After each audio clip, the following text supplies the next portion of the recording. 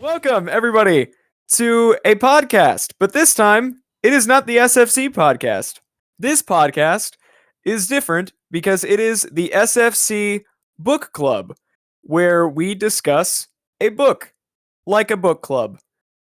Today we have with us, Jawa. JC. and me, Noah. Today, the book we will be discussing is a book that has been highly recommended to us by JC with a gun held to our heads for years now, and it is The Revenge of the Sith novelization by Matthew Stover. Oh, I love this book so much, guys. I am so glad you guys finally caved and that we finally did this. I feel bad because my finger slipped on the trigger and, we lost Jar Jar along the way, but, it's okay. I'm happy that we're all here now. When I say that he has been recommending it to us for years, he has legitimately been recommending it to us for years.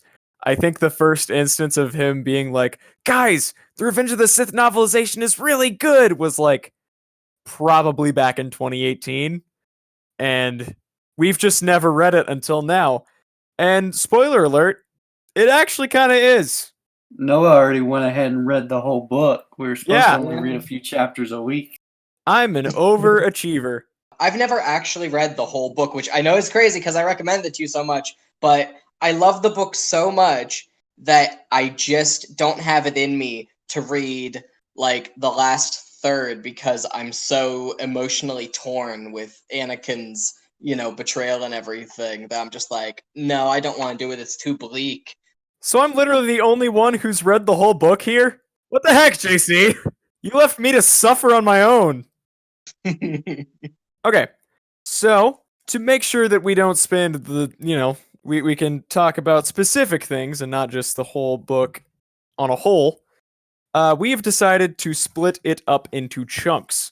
And this first session, we have all agreed to read the first 4 chapters, including the prologue, of the novelization, being Chapter 1, Anakin and Obi-Wan, all the way to Chapter 4, Jedi Trap.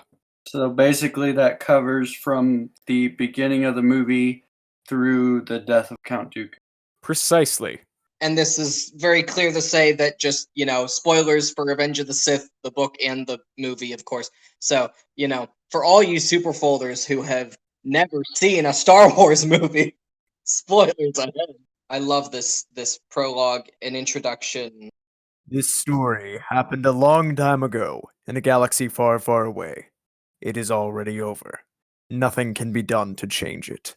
And I love that sense of inevitability and dread you get from the very start. It's that same feeling you get watching the last arc of the Clone Wars, the Siege of Mandalore. It's that same feeling of, oh, shoot, everything is about to come to an end. We are on the precipice and we are about to fall off. Well, actually, more like we're about to be pushed off by this scheming maniacalness of Palpatine. Exactly. Well, one of the first things I have here is that it's indescribably long ago and far away is how they kind of say about a long time ago and galaxy far, far away. This notion that is so distant from us and yet so close. And I kind of love this idea because we've never gotten any much more knowledge about just how distanced from our world, our modern world that Star Wars is. And this is probably the closest we've ever gotten. That it's so indescribably long ago and so far away. I just thought it was kind of neat because we don't get that kind of a time frame reference, beyond just the regular thing you see in front of every Star Wars movie. Long ago and far away. Pretty much. One thing I noticed is at the very end of that very short pre-prologue, is this is the Twilight of the Jedi, the end starts now. And it just reminded me of the name Twilight of the Apprentice. And Twilight of the Student. Yeah, Twilight of the Student. absolute. Oh yeah, they plagiarized us. They did. They stole from us. I think originally the first time Twilight is used in that sort of form is Yoda saying, "Twilight is upon me, and soon night must fall" in Return of the Jedi. and how he mentions even the and I remember the DVD scene name for when Yoda dies is called Yoda's Twilight, and I just kind of like this idea of the twilight of the Jedi really being okay. This is the death of that age, the death of that era, I'm the death of constantly the Jedi. amazed by how much more you actually glean than I do. We need to start calling you JC Filoni. Yeah, I'm Noah Feige. He's JC Filoni. And I'm Jawa. The prologue itself, the introduction into the Age of Heroes, the main thing that I felt from it was this feeling of it being the extended opening crawl, especially once we get into it. And I think you guys kind of agree, and that whenever we get to the parts of the chapters where it says this is this character and explains everything within the character's being, it definitely feels like we are watching the story from some elevated vantage point, kind of like the Wills. We are on the same plane of the Wills in that we are seeing everything happen, but it's already happened, and we know that it's already happened. And the prologue to this story, it gets into that feeling more than any other spot, especially when it comes down to the legend of Anakin and Obi-Wan. They can always save the day, but we know they can't. Right. We have the knowledge that no one else in the book really has, and that we have this elevated knowledge outside of, I mean, I almost want to say even more knowledge than kind of the author's omniscient voice. Because we're the only ones that know not only Revenge of the Sith happens, but the Return of the Jedi happens. And now that Rise of Skywalker happens, I suppose. But like that we know how everything ends and how everything ties together, even to a point beyond, I guess you could say, the Wills, if they're the ones writing this book in, I don't know if you'd say in universe, but in whatever meta form that is that you're talking about, Noah. Like, we know even more than that to an extent. Do you think the Wills hold like all of their knowledge in sort of the Star Wars equivalent to the Hall of Mysteries from Harry Potter? I mean, it's they have a very historical sort of I don't want to say religion, but almost like that's their focus of being. They're microscopic in a sense, but they're also able to they store this stuff in these libraries, these hoards of knowledge. So It kind of reminds me of like the Watchers, but they're in the quantum realm. Yeah, that's a really cool way to put it. The way that I always imagine the Wills is like Watchers too. Yeah. They don't interfere, they just observe. And it's weird because the canon version of the Wills, we don't get too much. I mean, we get, amazingly enough, we get Tom's story, which probably tells us the most about the Wills that any Star Wars media has ever told us. That's the coolest thing. I still am kicking myself that we all know the author of the Journal of the Wills in a strange sense. It's pretty cool that he's been able to write canon Star Wars. Yeah. Oh yeah, man. and then he got to write Cad Bane. So anyway, back to the book. back to the book. I mention how in my notes I say I really like how they lean into that sense of dread from the outside and the terror that is the attack on Coruscant from a civilian perspective. Oh, absolutely. The amount of dramatic irony in this book is insane. It feels like when you get more into it, almost every other sentence is something along the lines of Anakin Skywalker would never betray his friends, or Chancellor Palpatine was beloved throughout all of Coruscant, and he could never be found evil. Obi-Wan and Anakin are brothers. They would never fight each other. Exactly. And there's so many statements like that that you get to the point where you're like, oh, come on, this is just mean. I know. It's heart-wrenching. It's amazing. And I wanted to mention specifically about Palpatine. They say, Palpatine is more than respected. He is loved. And it's so interesting to me that you have a situation where they're all of Coruscant, heck, probably all the galaxy with the HoloNet, is experiencing a transmission regarding Palpatine's fate, and they are all worried about him because they love him. Now juxtapose that with the horror the galaxy feels ages later when they hear Palpatine's voice, a message, a transmission of his fate, beamed from Exegol. You know, that it went from someone they loved and respected to nothing but fear that's like, the Sith have returned. No, we don't want Palpatine back. Like, we hate this guy. Yeah, then we have the fact that it sets up right from the beginning that Grievous is terrifying. Yeah. That's another thing.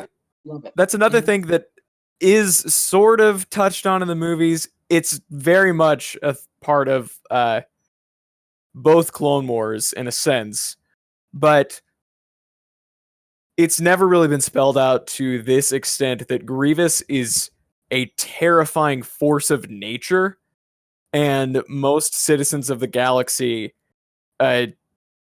just see him as this unstoppable force that will never be defeated. Like, he is the fist of the Separatists, and he doesn't matter who he punches.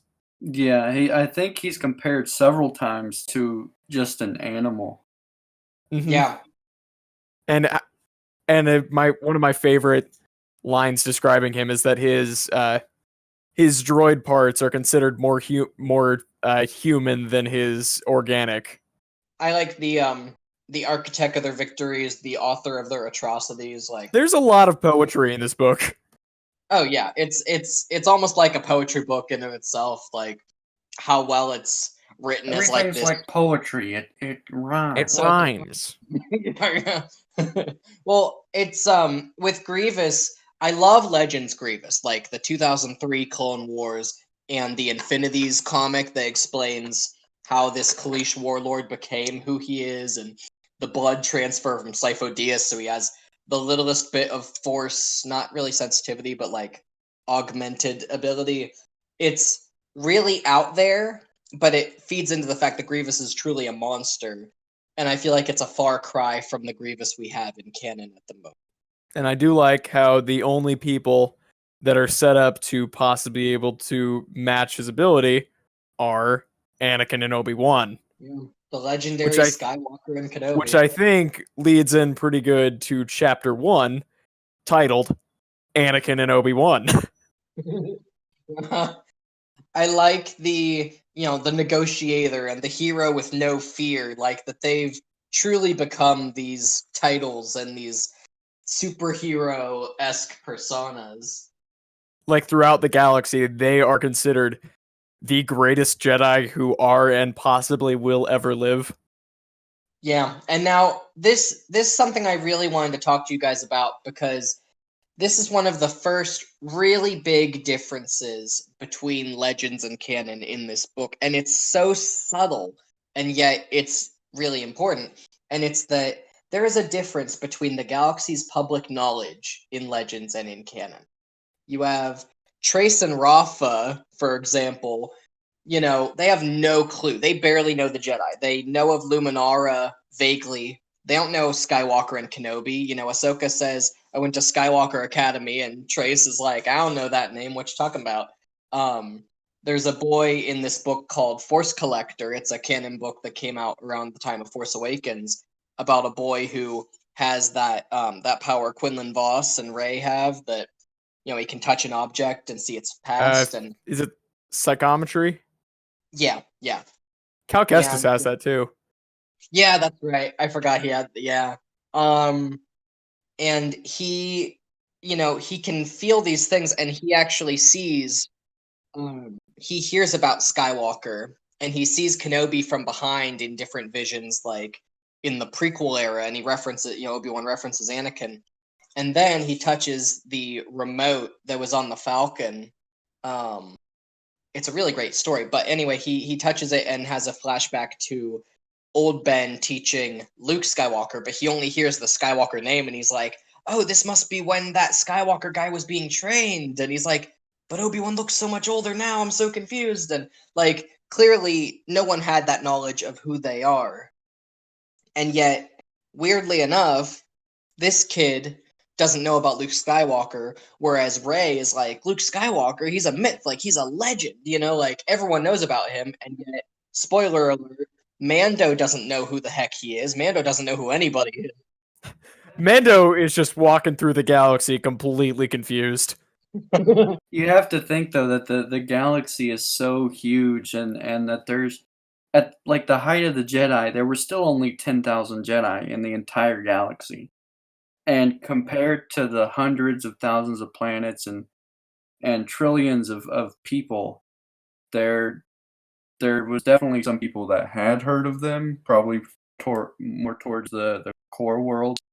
And then way on the outer rim was like, Skywalker, who? What? And like, it's even, I guess it's comparable possibly to like living in America.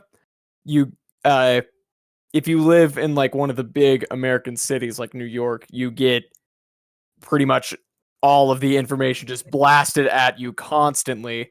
And then if you live in a smaller town, you know about stuff that's going on, but maybe you don't know about it so well. But then like in a different country that isn't connected to America, you don't know about what's going on in America all that much. Yeah, I was gonna say that countries are probably a better analogy for it. Like you know vaguely what's going on, but you don't know the specifics, you don't know the people involved. Yeah. I'd say that most of the galaxy, it talks a lot about like core world parents especially. I'd say that most of the galaxy have at least heard the name Skywalker and Obi-Wan as legends as they're described in this story. Maybe not follow them as closely as the families in the core worlds. And then in the outer rim, people would have no idea who Skywalker was, except for maybe, oh, that was that kid that won the Boots of Eve a few years back, wasn't it? Yeah, right. Well, I mean, that all makes sense for the canonicity of this book, but in terms of like, there is definitely a divide between everyone on Coruscant being like, Skywalker and Kenobi are gonna help, and Trace and Rafa being like, who the heck is Skywalker? It's like, oh, definitely, okay, yeah. Like, there's definitely Palpatine kept the Jedi out of the public eye even at the height of their power. Yeah, I don't disagree that that there is quite a bit of difference between the two here. Yeah, I mean, I'm sure in the High Republic era, everyone knew the Jedi fairly well because they had outposts like everywhere. But it's Save Our Chris.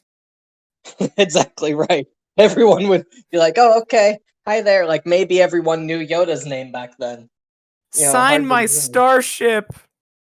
What was the next thing I put? Oh, when they talk about Dark Jedi, they mention Deba Blaba and Sora Bulk. Both of them, of course, have been in Clone Wars, and I mean, Deba was referenced in Rebels and everything, and both of them in canon are good Jedi. If they were to write this book in canon again, they'd probably put like Krell and Barriss Offee instead as the Jedi that turned. But that's questionable. But it's an interesting idea that even the greatest of them could suddenly just snap. And I like how they put that in the book. And it's kind of a reference to Anakin that one day he'll snap, which reminded me, because, yeah, the way they put it is like, even the greatest of the Jedi can snap. And if they're considering Anakin the greatest in that kind of foreshadowy, ironic way, like you were saying, it reminds me of Ahsoka saying, like, oh, I've seen what these feelings can do to a fully trained Jedi Knight, to the best of us. It's like, no matter what Star Wars media you're in, canon or legends, Anakin is like the best of all. And then obviously all the stuff, I I mean, they mention ashes where their hearts should be. And I just put to that quote, I was like, oh, just like Vader, in an almost literal sense, that he's been burnt to such a degree after all this. That's kind of like ashes where his heart should be. Yeah, I'd say that's pretty close. Now, I have something that I really want to talk about, but I'm worried that it is probably.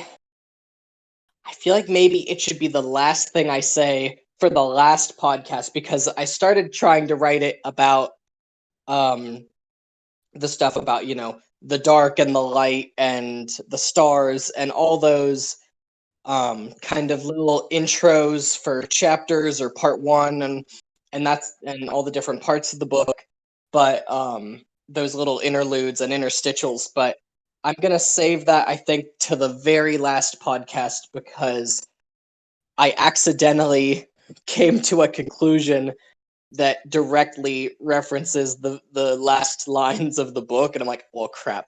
I'm going to hold off, because I've read the end of the book. I just haven't read...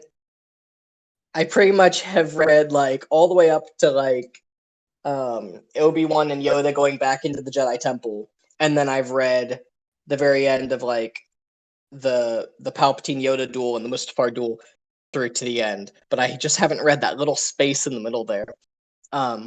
Anyway, we'll get to that, but Okay. Well, should we talk about chapter 1 itself?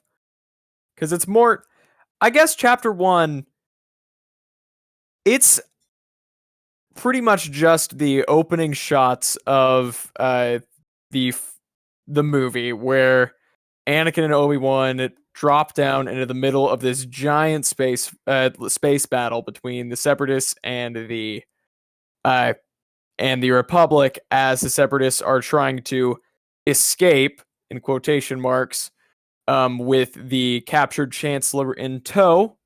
It's the battle over Coruscant level from Lego Star Wars. One of the best levels in the game. This was my least favorite chapter of the 4 that we've read, simply because it's pretty straightforward. Not to say it's bad, Yeah, but I it's like the introductions to where, like we talked about earlier, where this is Obi-Wan Kenobi. oh this yes, is Anakin those Skywalker. are some of my favorite parts of the whole book. Yeah, but other than that, I felt like this chapter was kind of slow too, or it was. I've found so far the 4 chapters that we've read, it's the battle stuff that I find the hardest to get through, because it's just like, he swung the lightsaber over here. Oh, they dodged a tri-fighter, and I just kind of skimmed through the battle stuff. I do think that this battle, I had the same kind of feeling as you, where I just kind of skimmed through it, because it's just exactly what you'd expect from a space battle. There's a lot of dive rolling, dive bombing, Anakin showing off, Obi-Wan hating flying and leaving it for the droids. But then once you get into the chapter 3, which we'll get there, you have the lightsaber duel between Anakin, Obi-Wan, and Count Dooku, and I found that particular lightsaber duel was very well written, but we can get to that later. All that to say, I do think that this space battle was just kind of slow. yeah. It's the only part I've been reading. I read the prologue and I started into chapter 1, like, all right, let's go. And then I stopped, and I just couldn't pick it up until like today. And then I zoomed through these other chapters, and I'm like, man, like, it really, that battle lost me for that little period there. So I get what you guys are saying. I had a couple little notes in this whole sequence. Just I like how Obi-Wan, just like in the movie, but it's more pronounced here, goes from not liking the quote-unquote eccentric R2 or even R4, and going all the way to eventually evolve to where in episode 4 he's like, come here, my little friend.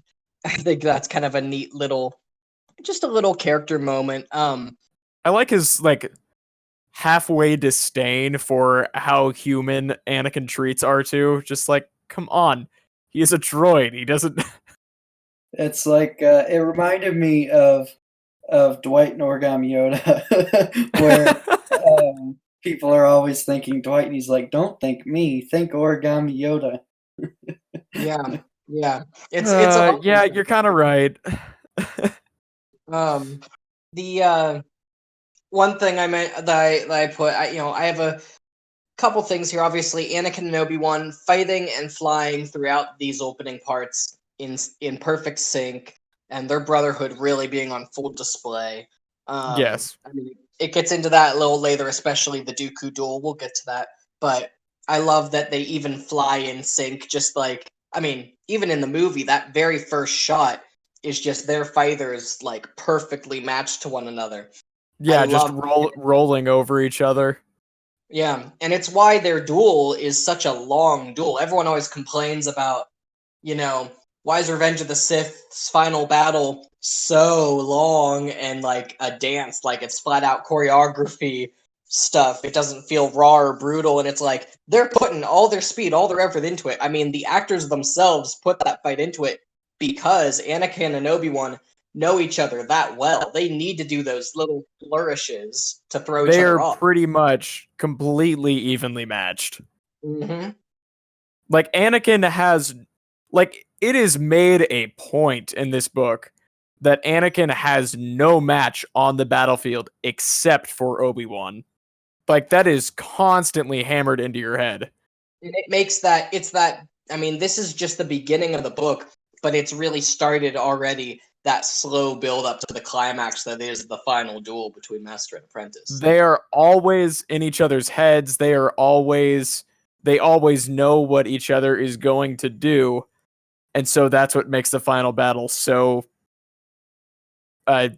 graceful, I guess. Absolutely. Yeah, I love the even though I've only read the 4 chapters, I can already see like the build up and the setups and for things to come. Like I don't think this was in the first chapter. It might have been one of the other ones, but it's like the treachery is the way of the Sith. Yeah. That they set that up and pay it off later, and Mhm. and just things like that, like building up Obi-Wan and Anakin's relationship. Only, well, you know where it's going. So the build up is what I really enjoy. Is Yeah. like the kind of the lines that are said earlier in one context and then later in the book they're in a different context. Oh, absolutely. My favorite like little section of the whole book is whether Obi-Wan's legendary cleverness might beat Anakin's raw power straight up, no rules is the subject of schoolyard fistfights, crash pool wriggle matches, and pod chamber stink wars across the Republic. These struggles always end, somehow, with the combatants on both sides admitting that it doesn't matter. Anakin and Obi-Wan would never fight each other. They couldn't. They're a team. They're the team. And both of them are sure they always will be. That is heartbreaking, and it reminds me of that scene in Clone Wars that got deleted, where it's like, how well would you sleep knowing I betrayed everything and walked away from it all? And Obi-Wan's like, not, I wouldn't sleep very well, I'd imagine, but luckily that's not the case and never will be. It's like, man, that is harsh. That's in the Crystal Crisis on Utapau unfinished stuff. They know the emotions they're trying to get, and they are getting them. Mm-hmm. I mean, they've been doing this ever since Attack of the Clones with, why do I have a feeling you're gonna be the death of me? So, You know I'd never do that, Master. oh dear, I don't want to die. So, um, of course, not in canon. Another thing that's really Legends and not canon is how the war changed Anakin and Obi-Wan, where Anakin loses that cocky edge, that kind of light, humorous side of him. Obi-Wan's trying to spark a real smile in him. It's almost assumed that they kind of swapped places in some certain places. They've rubbed off on each other so much that they have almost become each other. Yeah. In that Anakin used to be like, the cocky, nothing was ever serious for him, kind of fighter. But then Yeah. with Obi-Wan's tutelage, he became more reserved, more focused, more serious. And then Obi-Wan, because of Anakin's influence, learned to lighten up a bit, learned Yeah. to not be so rigid about everything going on, and be able Right. to work with the will of the Force. Yeah, it's neat because this was something that George implemented from the start when they, in the Revenge of the Sith behind the scenes book and art book, they talk about Anakin's appearance in Episode 3, and George actively wanted Anakin's hair to be kind of more like Obi-Wan in Attack of the Clones to show that difference. I did not know that. JC Filoni back at it again. Well, originally he was going to have Qui-Gon's hair, and they wanted to show how he's grown in that regard, that he's more like Qui-Gon than ever. And that's still kind of in there, but they mention about how Anakin's hair growth is actually meant to signify that coming into his own, that mastery. And what's really cool that Dave Filoni did with Clone Wars in this last season is the couple times we really see Anakin in his lightsaber action, he's using Sora Su. He's not using the gem so he uses throughout most of the show and in Revenge of the Sith. He's using Obi-Wan's form. And you could see it in his opening stances and the stuff he does. Like, he's even doing the Obi-Wan thing where he has the saber back, and he's just not doing the finger hands out. thing. His hands out, even if he's not doing the finger thing. But, like, he's emulating Obi-Wan to such a degree now that, like you said, they really, in Legends and canon alike, they are completely almost merging and really becoming one Jedi entity. Oh, and that reminds me of the one other thing when they were talking about Anakin's smile and Obi-Wan's trying to spark that real smile from him. This is actually something that works really well with Tom's book, Tom's Return of the Jedi, where Tom writes, and spoilers for Tom's Return of the Jedi book, but when Luke takes off Vader's helmet, and he's like, "Come with me, I'll not leave you here. I have to save you." Anakin is mentioned by Tom as Anakin gives Luke a real smile, and they really specify a real smile. Not the smirk he would give Ahsoka, not the kind of just like, okay, yeah, it's me, like, cocky, silly Anakin, but the real smile that only Padme ever saw. And that really got to me as like, I think Obi-Wan really just wants to see Anakin smile like that. He wants his brother to feel this freedom. And I think in his heart, Obi-Wan feels that maybe the Jedi path isn't the path Anakin is supposed to be on. And I feel like had Anakin gone to Obi-Wan and said Padme's pregnant, instead of saying this baby's a blessing, not a problem, if he had gone to Obi-Wan, I think Obi would have straight up said, Anakin, you are strong and wise. I'm very proud of you. Go. Be with Padme. Like, raise the twins. There's so much of the story where you're just like, Anakin and Obi-Wan trust themselves so much, and they trust each other so much, but not enough.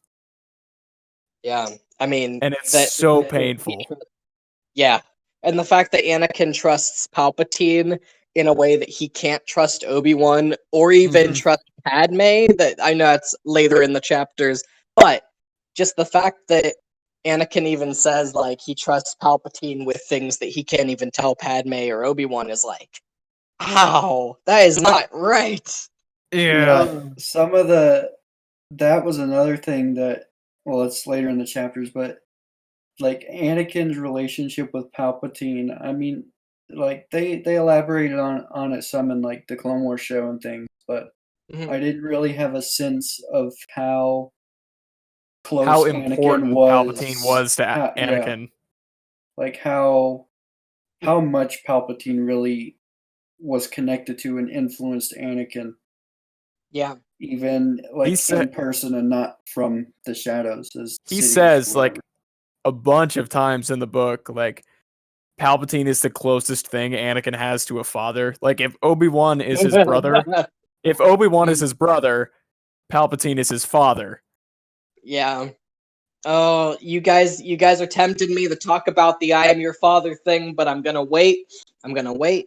We're gonna gotta wait wait. for that episode of the podcast because I can't wait to talk about that because I don't think that's in this book, but I know where it is in the original script, and I will talk about it to no end. But You think until this is a then, good place? Since we're on the topic of Palpatine, do you think it's a good place to move on to Chapter 2? Chapter 2 is simply titled Dooku, and it follows an unseen scene from Revenge of the Sith, where while Anakin and Obi-Wan are trying to find their way to Palpatine uh, throughout the Invisible Hand, Dooku is waiting by Palpatine and having a conversation with him about the plans for the future and whether Anakin or Obi-Wan would be better off as the traitor of the Jedi. There's a lot of things to talk about in this chapter, but the one thing that I came away with the most is Count Dooku's just a grumpy old racist. I know. Mhm. Dude, legitimately, this chapter and chapter 3, because they're in Dooku's head, these were my two favorite chapters. I thought that Dooku's character was so interesting, and I loved being able to like read everything from his perspective. Yeah, he's so like they explain his personality so well that it's like you hate him, but you love to hate him, Oh, and absolutely. And and he's a great villain.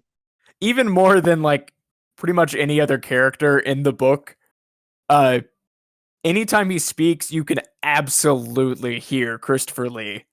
Like reading Anakin and Obi-Wan's lines, you kind of hear like Hayden and Ewan, but it's more just like you hear what you think Anakin and Obi-Wan sound like.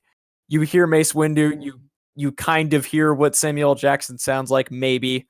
But with Count Dooku's lines, they just bleed Christopher Lee. And you know that I mean it's in the next chapter, but the one line Dooku's last line in the book that's his voice, like the last line he says, is an amazing line. But one thing I wanted to mention before Dooku has his conversation with Palpatine, that Anakin's cybernetic hand hurts, like he's having ghost pain. Well, I think it's more like phantom limb pain, but like Oh yeah, I force mean it version. is Well, yeah, exactly. because like whenever, like there's record of whenever a soldier like loses a limb, like an arm or a leg in a in war, and he comes back. Sometimes like his leg hurts, but it's not there, so it doesn't really, and it's just this really weird feeling of phantom limb pain. And so, because Anakin is like a Jedi and all of his senses are tuned to 100, it like gives him the exact feeling of my hand hurts. Guess Dooku's in the building. Right. Exactly. I mean, would you say that Anakin's feeling pain in his invisible hand? Oh no! Would Now, you- JC, you're kicked off the podcast. I was just gonna say that. I'm glad we're on the same page.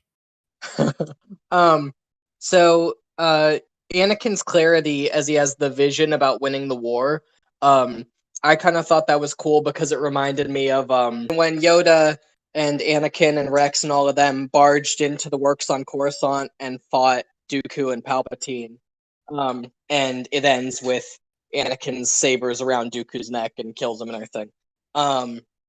And what I thought was kind of interesting is, and I know this is dipping into the next chapter just a little bit, but like Dooku even mentions about like almost as if he's remembering something he's seen before. when Anakin is taking his place almost, and he's like, "There's something oddly right about this," having Anakin switch And it places. terrified him. Yeah, and like to me, it was like, oh, do you think? I mean, even though this wasn't intentionally written with the Clone Wars show in mind, because it hadn't come out in any realm yet, but it made me think, huh?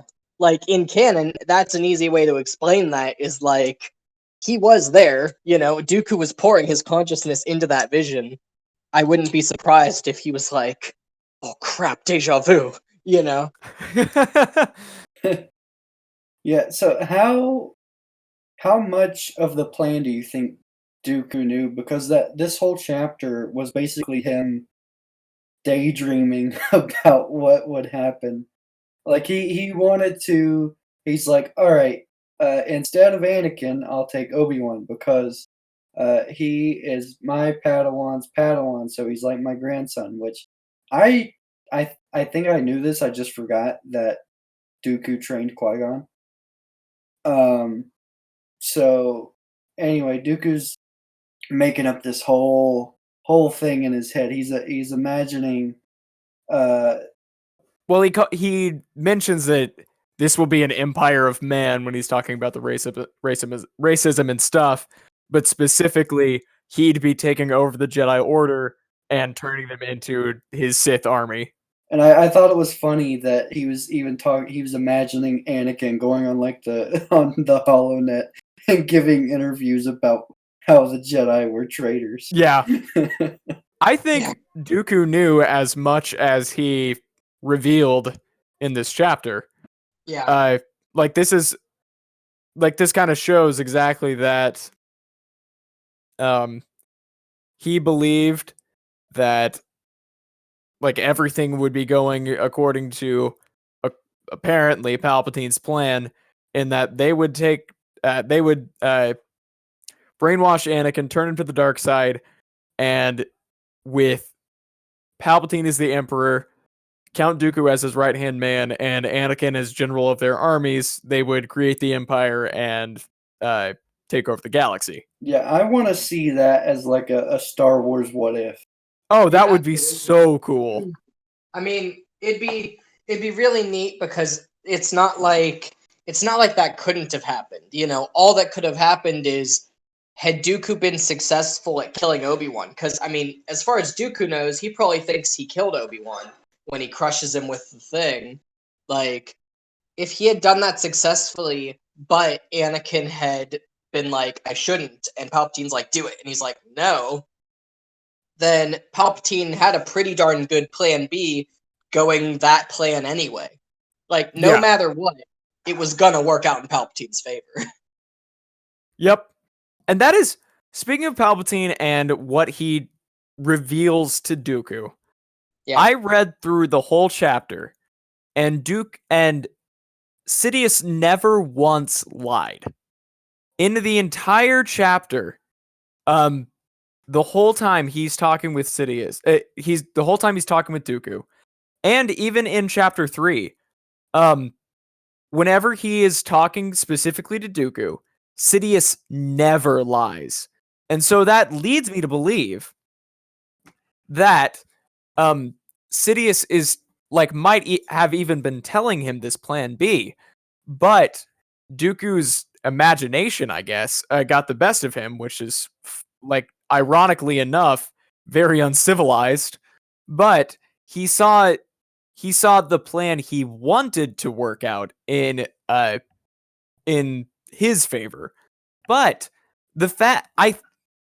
it's a really, really interesting situation because, as you mentioned, Dooku himself thinks that like once he sees Anakin in his place, he thinks it's oddly right, and so I think that maybe, in that instance, he's like instantly going back through every conversation he ever had with Sidious and remembering anything anything they talked about according to the plan, and realizing that Palpatine's plan never mentioned him.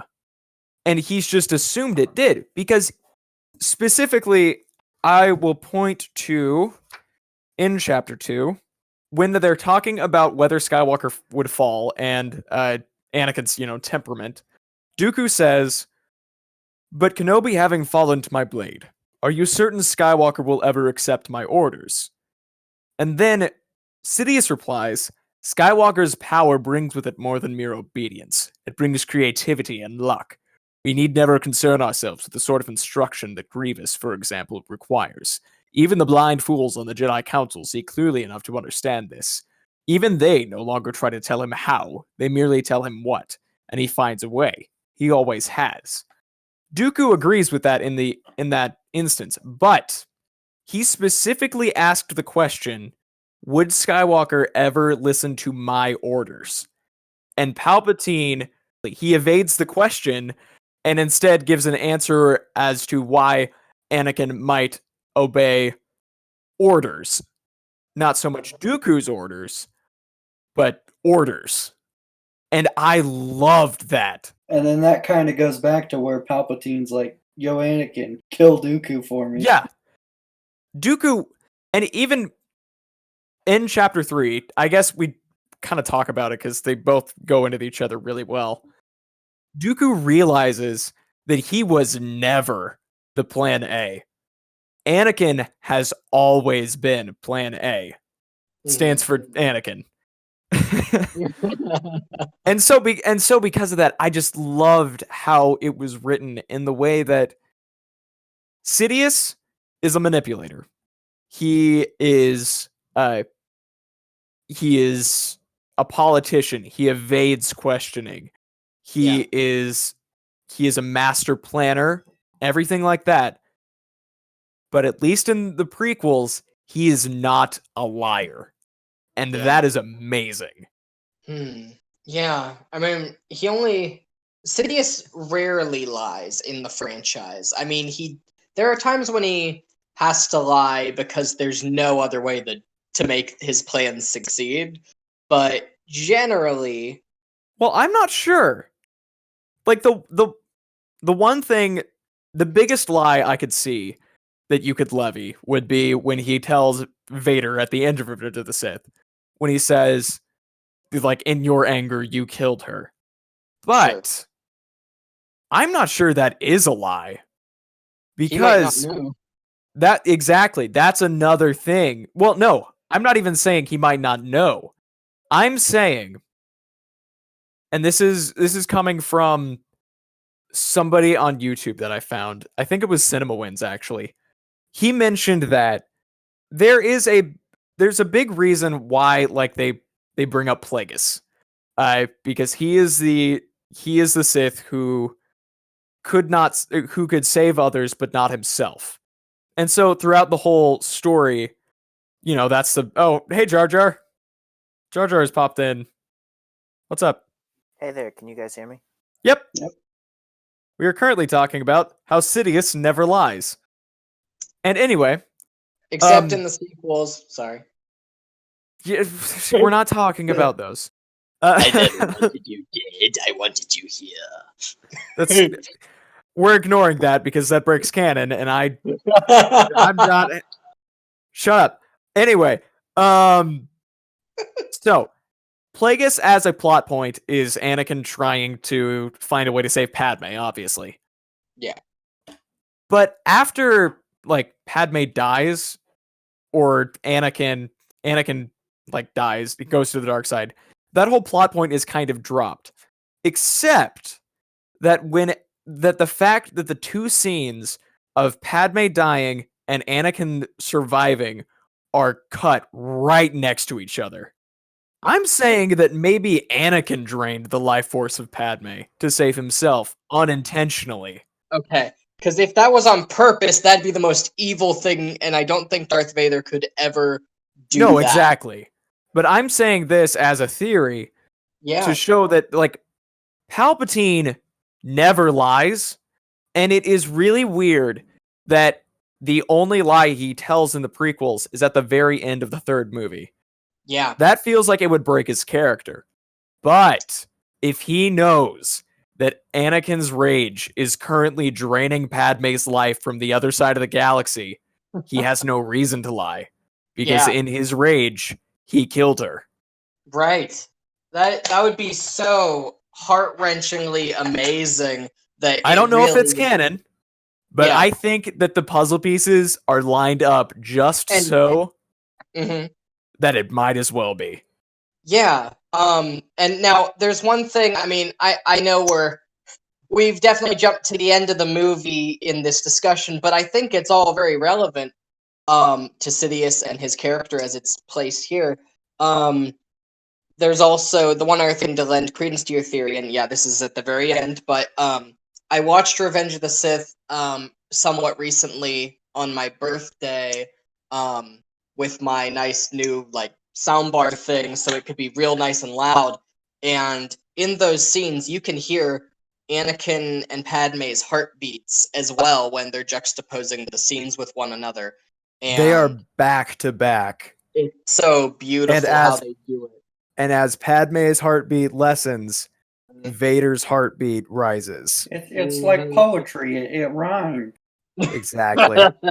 But it's so darn good. It's so well done, and that the heartbeats both stop completely when Vader breathes because it's Anakin's heartbeat is dead, Padme's heart is fading, and it's just Vader for those moments. And then we cut back to Padme, and her heart's very weak, and then it's gone. Something I wanted to talk about was before. I think this might be chapter 3, but I don't know. We're kind of talking about 2 and 3 at the same time. Anyway, the way that Count Dooku was like he could visualize the Force in Anakin, Obi-Wan, and Palpatine, and he was like, Obi-Wan, it's like a field. Obi-Wan is in complete control. He's calm. He knows what he's doing, and Anakin is like a storm, like thunder is rolling in. And then he looks at Palpatine, and it's just like the book. It says Palpatine is like has mastered the dark side so much that he's just a black hole of the Force. Yeah, And doesn't it say that he just looks like a void? There's nothing there. That's actually a an analogy that I really liked. The audiobook was and it's not just Dooku who makes the comment. It's like the third person characterization of Anakin himself when we first meet him in chapter 1. It's like this idea of a storm cloud or a tornado. It's these very storm related things. And the dragon. Yes, the dragon that keeps coming back. Yeah, I really like the interpretations of the Force in these books. Like I've been reading Light of the Jedi, and maybe we'll talk about Light of the Jedi later. But basically, in that book, each Jedi visualizes the Force as something else. Like one visualizes the Force as a song, and one thinks of it as like they're a leaf on this massive tree. And I've just really liked that because I never really grasped how the Force is visualized in anything until I was reading these books. Yeah. That's a really good point. I like that like the books really they can, they have that luxury that they can take the time to dive into what does a Jedi see of the Force? What do they think of it? How do they visualize? I mean, Dooku wraps himself in this shroud of the dark side like, all right, let's go. Like back to me as a young man, like It would be really interesting to like theorize what like Jedi we know of would visualize the Force as. Like, what would Luke think of it as? What would Rey think of it as? that'd be really cool. Rey describes what she thinks of the Force, and it's the most bland description of anything I've ever heard in my life. Thanks, Jar Jar. Ooh. Get the battle. The battle. Can we talk about the lightsaber battle? Woo! Let's go. All right, I'm gonna get my opinion out of the way first because I'm sure you're both gonna have issues with it. I thought it went on way too long. It was cool at first, and it was like Obi-Wan is using the form that Qui-Gon used and stuff like that. And then it's like, oh, but wait, he mastered another form, and the little bits and pieces were cool like that, but overall it's just like he jumped over Count Dooku, but Anakin was behind him, and it lasted like 8 or 9 pages in my copy, and it just went on and on and on. There were bits and pieces that I liked, but overall I thought it was way too stretched out. Okay, I got to talk about this before you guys get a word in, because this is something that, again, with the audiobook, and again, I can understand why if it's 8 or 9 pages, yeah, that would be a bit of an issue. But with the audiobook, it was maybe 20, 25 minutes, like probably less. It was 15, yeah, no, 9 pages, more like 10, 15 minutes. But it was really descriptive, and the sounds that were helping set the setting and the scene, it was so good, and I loved Dooku's thought process throughout this entire fight. Yeah, I think if I listened to it, I would probably enjoy it more. And that's totally fair. I know exactly what you're talking about. It is a long battle, but I think it was just really well written. So I guess the hook of this particular lightsaber battle is that Anakin and Obi-Wan come into the general's quarters to rescue the Chancellor, like in the movie, and Dooku is there waiting for them. And Dooku is just completely confident that this won't be at all an issue for him. He is ready to just play it out as long as it needs to go. Just as long as it needs to be for Anakin and Obi-Wan to get tired out. He's just ready to go.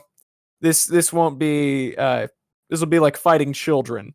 He thinks that for the first part, Anakin and Obi-Wan just seem really clumsy. They seem like they're not in sync. They seem like they're just not on par with Dooku's skill at any level. And Dooku makes the comment that they hadn't learned anything since Geonosis. Until Dooku is fighting Obi-Wan and makes the comment that you can do so much better than this, my friend. And like Obi-Wan almost winks at him, and he's like, "Oh, really?" And all of a sudden, the tone of the fight completely shifts. And it turns out Anakin and Obi-Wan were just doing all of this to tire Dooku out before finally pulling out the stops. Anakin starts pulling out this ridiculously powerful fighting style. Was it Jim Show? Yep. Yeah, he starts pulling out this fighting style called Jim Show, which is just every strike is it feels like a meteor on Dooku's arm. And then Obi-Wan, anytime Dooku is able to fight off Anakin, Obi-Wan is right there next to him, having learned the mastery of Surisu, which is like the most standard form, but Obi-Wan is the artist of it. And that is touched on later. This is something that we get a lot of, and it's really doubled down on in the old canon legends, but is almost never touched on once, as far as I can tell, in new canon, and that is different forms of lightsaber combat and being a master of more than one. And that's something that I really enjoyed seeing. Rebels talks about it so briefly, and it's so sad. Like, the Grand Inquisitor is the only person that seems to mention lightsaber forms in canon. Yeah, doesn't he when he's fighting Kanan the first time, he defines him as like, "Oh, you use this style. You must be the Padawan of Depa Balaba." Exactly. He's like, and she was a Surisu practitioner, so it's Grand Inquisitor was so freaking cool. I know, and he used Makashi, which is what Dooku uses, the fencing form. That's kind of the gentleman's form and everything, and it's really neat. That's another thing that Dooku talks about a lot. Like he sees himself as the ultimate gentleman. He's like civil to a fault, and everything like his manners are impeccable. He's polite to the end. And he holds himself with this arrogance, which ends up being his downfall. I mean, the way he talks about himself, he's like, the Force isn't, my Force is being kind of spent, kind of like Luke and Leia in their last moments in the sequels, but he's like, the Force is kind of spent on him. And he doesn't even say because he's old, he says, because I'm not a young man. It's like he can't even say, oh, I'm old. He's like, well, I have more class than that, and then he's like, it's even acceptable now for a gentleman to cheat and use the Force and everything. I think he mentioned the gentleman, like, it's fine for a gentleman to cheat, when he like calls the super battle droids to start firing on them. And another thing that is constantly going on in this fight is Dooku kind of looking back over his shoulder, knowing that Palpatine is watching. And so he sees this as kind of a test for himself as well, to kind of show that, yeah, he's up there with Palpatine. He can be a master of course. And whenever he does something that's a little, I guess, less than fair during the fight, he's like, oh, even Palpatine would be fine with it. I mean, it's just he would understand. It's true. I mean, he'll justify himself to all ends and means, but he will roast anyone else that isn't him to death if they're not. He hates Grievous. Oh, he hates Grievous. He's racist and droidist. I did not expect that characterization, like saying, "Oh, how much he hates Grievous." I was like, I never got that from the Clone Wars, but it's like, well, you even say he's racist to Grievous, or like droidist. He even mentions in the conversation with Palpatine in Chapter 2 how, like, are you sure that Anakin could be a good image for the Empire? Because his hand is robotic. He's not even fully human. My favorite line of his is, a real gentleman would learn to fight with one arm. Yeah, you know what? It reminds me of that Battlefront dialogue piece when he sees Han and he like sniffs with distaste and he's like, "Why do you smell like a Wookiee?" It's like he's so disgusted, even just he's like telling Han in the Cross Era gameplay, like, "Why do you smell like a Wookiee?" Like he's so disgusted. It's like Dooku's always kind of been like a real racist jerk. One of the things that took me a bit to get used to in this book is that the dialogue is not 100% word for word from the movie. And there's a lot of dialogue that, like, almost very little of the dialogue from the movie is in this book. It takes a bit to get used to once in a while, but it's fun to see how it is worked into the story when it is from the movie.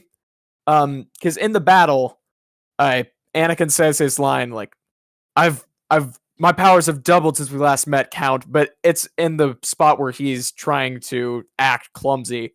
And so before he can even finish the line, Dooku cuts him off and like kicks him in the face.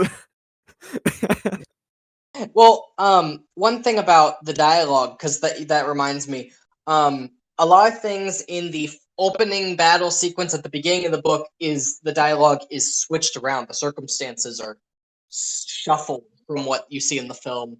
And what's really interesting is I have the one thing that I was doing while I read these chapters is I had the George's draft for Revenge of the Sith script next to me as well. So I was kind of reading both concurrently. And there's actually a lot of dialogue in the book taken from the original script before George cut a bunch out. One part, just for example, before the duel, Dooku saying, "Just because there are two of you, do not presume you have the advantage." Christopher Lee recorded that line, and it's in the video game of all places, and nowhere else. No deleted scene extras on Blu-rays or anything. Just the video game cutscenes, and it's Christopher Lee, and it's footage of him in the movie. But there was no reply from Anakin saying there are two of you, or there were. But it's so neat to see a lot of George's stuff is actually in this book more than is in the movie itself. That's really cool. I had one thing I wanted to say just about a little bit, just a couple of things before the duel. That I like the whole thing where Obi-Wan says, "There's no other Jedi I'd rather have at my side right now, no other man," and this just feeling that Anakin even just feels this love, just and it's so kind, and Obi-Wan saying, "You should get used to calling me Obi-Wan instead of Master." I love it, and it feels like something you would see in the Clone Wars show, 2D or 3D. It feels appropriate, and it reminds me of the sort of real, genuine, raw emotion that I also really like. And Noah, you know what I'm talking about. Jar Jar, I don't know how far you've gone on the audiobook, and but the certain scene with Obi-Wan and Padme, it reminded me of that emotion that's there, and it's just those are some of my favorite parts of the book are when Obi-Wan is honest about his feelings. Obi-Wan's characterization in this book, even more so than Dooku, is probably my favorite thing. Yeah. Obi-Wan Yeah. is definitely my favorite character in this whole book. Can you imagine if Matthew Stover wrote a script for the Kenobi series? I would Oh, holy crap. die. Yeah, like you said about the film stuff and how the film stuff doesn't adapt as well as original stuff or things that weren't in the film itself. It makes me think, if the film scenes were just padded out with scenes from this book, I think it'd be flawless. It's just that it's that sense of like, you don't get the elevator scenes as much. You don't get as much of that, that banter and that fun stuff that they do throughout those parts. They kind of go straight to save Palpatine.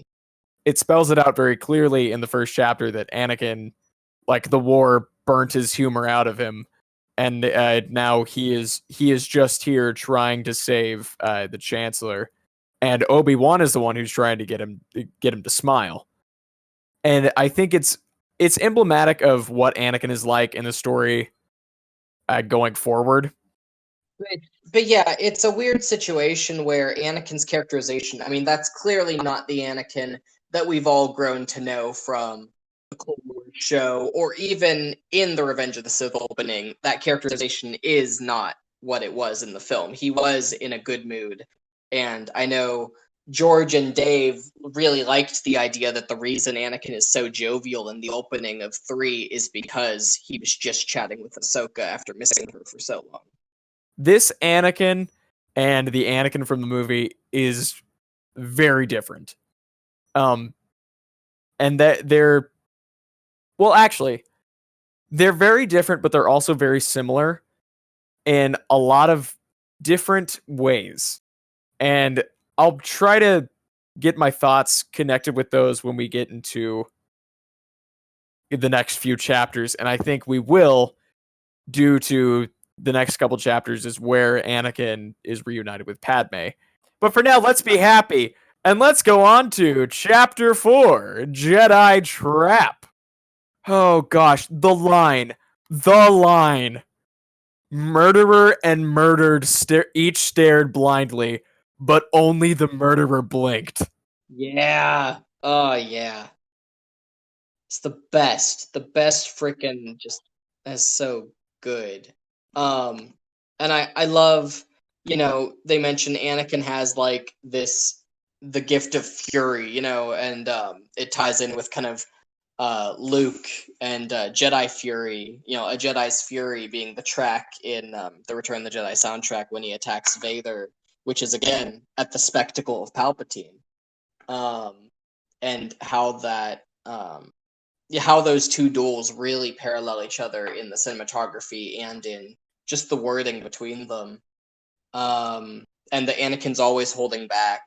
And I know this was before this chapter 4, but Dooku's line, "Aren't you a little old to be afraid of the dark?" I love that line.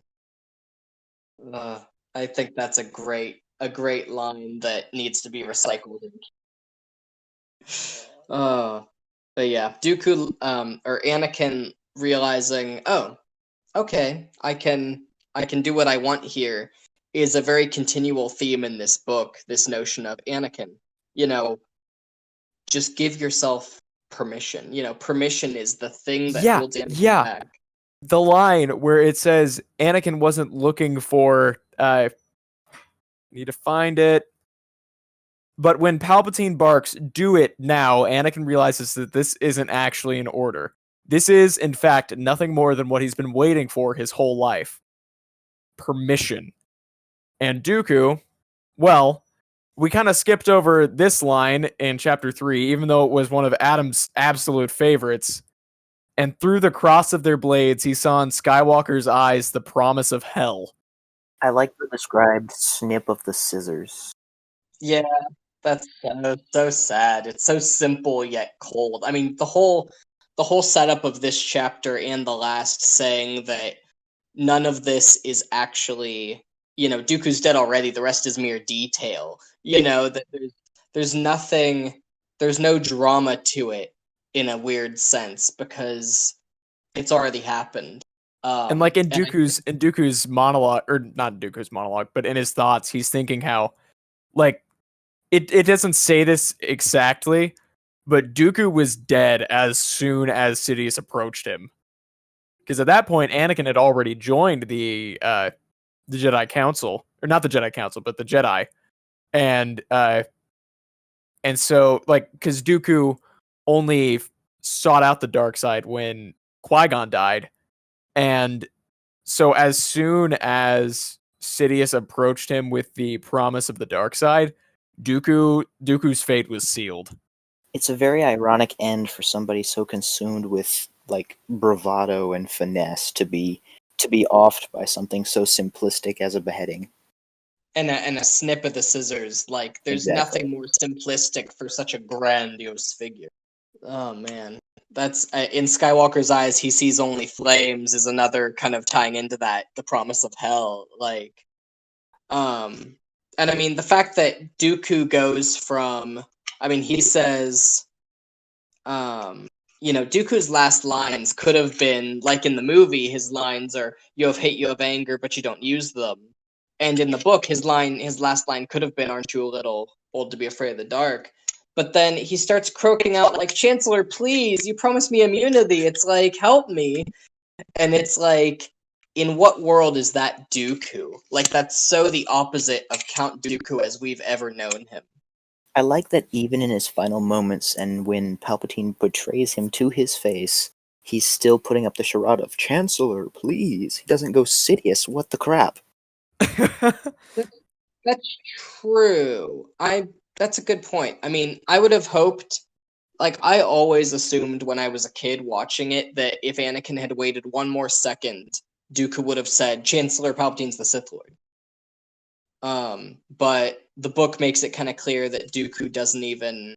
He's so frozen, so caught in his head. He knows the inevitability is so ridiculous that he just can't even try. Like, he's not even gonna try. I think there's like a couple possibilities there. One, Dooku doesn't want to betray his own ideals of a gentleman, and as such doesn't want to betray an ally. Two, like you said, he's just frozen in fear, and he can't even think about it. Or three, he's still so caught up in this idea of the Empire and the supremacy of the Empire that he knows that, like, if Sidious's plan is to use Anakin, the Empire will succeed, and so he doesn't want to betray that ideal. And, like, the ideal is more important than the man himself in his eyes. Mm-hmm. Okay. I could see that, and that's so sad. Like, I mean, because the Sith Eternal loyalists on Exegol would die happily to ensure that the Sith reign forever, because they were raised to believe that all their lives. Dooku's been raised to believe it only for, what, a decade or so, but it's still... 13 years. Yeah. I mean, that's still a lot of time to devote yourself to something. So I could see him being cool with that. Yeah, Dooku. I love Dooku as a character, and That's why I bought the Jedi Lost book, the audiobook, or audio drama, I guess, and read those other books. I just feel like Dooku's been such a cool character that is so underrated. And he's in Clone Wars a lot, but his characterization is kind of different in the Clone Wars shows. His characterization in Clone Wars is very much mustache twirling villain. Yeah. Pretty much. Even when Christopher Lee plays him in the movie for Clone Wars. Well, Jedi. It's very different from the Dooku we see in, Attack of the Clones and Revenge of the Sith. You have him being like, he's like, surely you can do better. Like, he's enjoying being bad, but he's also a gentleman. He's like the most rude jerk of a gentleman. And this book does feel that. There's another possibility. Maybe up until the very last second, he's like, there's just a part of him that's hoping that Palpatine will save him. Like, right, like, even up until the very second that Anakin snips.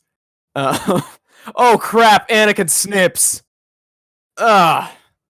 Anyway, up until the very last second, he's like, Siddi's gonna save me. He trusts me. I'm his apprentice. Siddi's gonna save me. Obviously, he's gonna snip.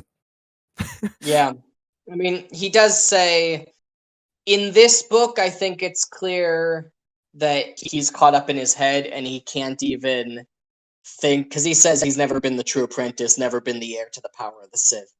And I think, as far as the book's concerned, I think he's frozen. I think he's That's just fair. like, what else do I do? This is inevitable. He is Like, everything I've worked for my entire life is just completely worthless in the face of Anakin Skywalker.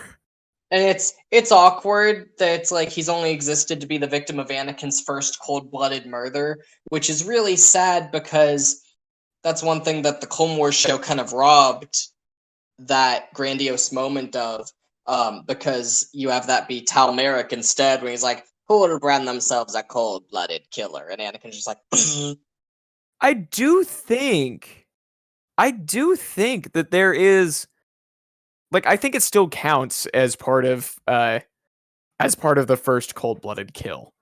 And I say that because, and like, even in the canon justification, because immediately after, he's justifying himself for killing the Tusken Raiders, which would be, in any case, like, that's a cold-blooded kill.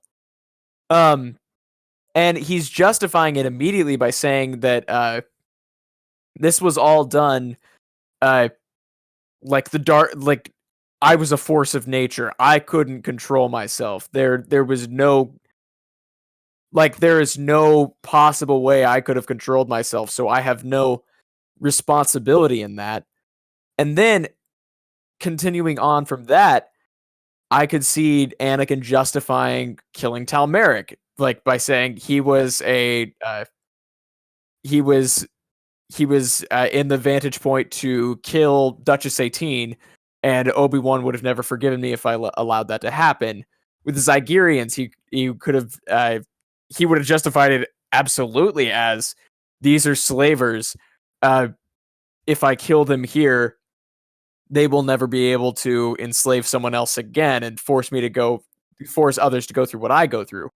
But in this instance, it finally dawns on him that Dooku, for every horrible thing he'd done, every person he'd killed, every atrocity he'd committed, he was a defenseless man, disarmed, quite literally, and Anakin killed him by just waiting for permission. yeah, that's a great point, because he's, all the other times he could say, oh, well, they would have, done something like with Shmi again. They would have done something like the slave traders again, They would have X if I'd let them live. Exactly. Dooku is the first unarmed prisoner, and it's not even like with his mom, you could at least argue it was revenge directly. But with Dooku, he exacted his revenge. An arm for an arm, very literally. The revenge part was already done. So it's like he already exceeded the revenge he needed to take, so that justification was gone. This was no he had no more standard to hold that death to. That's like, oh, but this, oh, but that. And we've already talked about how Dooku, the whole fight, is justifying himself. Because he's, that whole time, he's talking, like, we already talked about how he calls on the super battle droids, and he's like, oh, I'm sure a gentleman would allow one little bit of cheating here. I'm sure Palpatine could understand that I am fighting on the back foot here, and as such, I need to be a bit more careful. Yeah, the dark side's full of justification of one's actions, no matter how despicable. And I'd argue even the light, because Obi-Wan can justify any number of his, things he's done as a Jedi that weren't the best options. He just justifies it as the will of the Force. Exactly. And it's fantastic because the only character in this whole thing that won't justify their actions is Palpatine, because he's having too much freaking fun being evil. He's just like, yep, I'm bad, deal with me. Like, yeah, literally, almost every character in every chapter has at least one thing that they have to justify. Padme, we'll get to Padme later, but she has to justify going behind Anakin's back for the good of the Republic. Mace Windu has to justify using what could be counted as treason against Palpatine for the good of the Republic.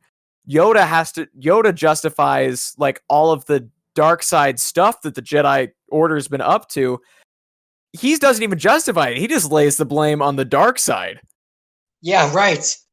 The only character that doesn't is really Palpatine, and that's the winner of the whole thing. Exactly. He's the only one who is willing to take everything he does and just say, this is what I do, and I am not backing down, and that's why he wins. Question. Does Obi-Wan ever find out the means of Dooku's murder? Like, in the book or movie or screenplay or anything of that nature, does he ever find out that Anakin just went, nah, snip? He knows that Anakin killed Dooku. I don't know if he knows how Anakin killed Dooku. Everybody knows that Anakin killed Dooku. Even Mace Windu is like, congrats on the defeat of Count Dooku. But nobody knows the means. Everybody just kind of assumes that he just killed him in combat. Yeah. That's a good point. I mean, it's neat because they did something similar to that recently in that Clone Wars Tales of Light and Dark book about Obi-Wan and Satine and Maul. In that, Obi-Wan talks to Anakin about the mission when he gets back. And it's amazing because Obi-Wan talks about what's really cool is Obi-Wan nearly goes to the dark side in that story. He nearly uses the Force, he envisions it in his mind, using the Force to grab Savage's saber, to pull it out and kill Maul where he stands, and take over and rule Mandalore and make sure it's forever in peace and order and everything, and take revenge on all the Darksiders and blah blah blah. But he doesn't, and he lets them escort him away and everything. But when he gets back to Anakin, he doesn't even say, I lost Satine. He says, I lost someone very dear to me on this mission. And Anakin's like, come on, Master, go. Let's, whatever it is, we'll deal with it together. I'm here for you. Come on, let's go. I'm here for you if you want to keep talking about it or not. And it doesn't sound like they do talk about it, which is really interesting because it's Obi-Wan can't share his darkest moment with Anakin, and Anakin can't share his. They trust each other, but not enough. Exactly. In the script, like I said, I was reading the script alongside with it. In the script, Dooku taunts Anakin saying, "It was I who bribed the Tusken Raiders to attack and kill your mother." And Anakin hadn't What? told. Yeah, and Anakin hadn't mentioned that to anyone other than Palpatine in confidence, and he knew Palpatine wouldn't have said anything, but of course, whether it's true or not, Palpatine knew that Anakin had that experience because Anakin vented to him what he couldn't tell Obi-Wan about the Tusken slaughter. And so he told Dooku and said, "Tell him you bribed him. That'll tap into his rage." And Anakin's like, "You killed my mother." And he kills Dooku like that. And then they kind of like Star-Lord with ego. Very much like just immediate, just like instinctual, just Anakin just goes at him, And that's what like unleashes the rage in Anakin and unlocks it, gives him the permission. And it's a shock. It's a huge shock. It's like, wait, he did what? Like, does that even make sense? They didn't even know each other. And it's like, well, it makes sense if Palpatine told Dooku to say it. Which, I mean, again, is a lie, but Palpatine, I don't know. There's a reason that it got cut from the book and the script, I think, is because, for one, that would be Palpatine justifying lying, which he doesn't do. Mm-hmm. Palpatine never lies. I am going to be, like, as we go through this, I'm going to be making sure that Palpatine throughout this whole book never lies. Because if they stick to it the whole way, I will be so happy. Because it's just a very, it's almost unnoticeable in the characterization, but it adds so many layers to him. As a good way to kind of segue and end it, one of our other upcoming podcast things I think we're going to be doing pretty shortly here is going to be a kind of in the vein of the movie duels stuff, like on YouTube, that series, like the movie fights, those debates that they do, where we will, at least for our first one, I think we plan to talk about how we're going to each try and defend a different trilogy. Next week, we will, I guess since we did 4 chapters today, I think we can also do chapters 5 through 8. Does that sound good? That will be the chapters. Okay, chapter 5, Grievous, to chapter 8, Fault Lines.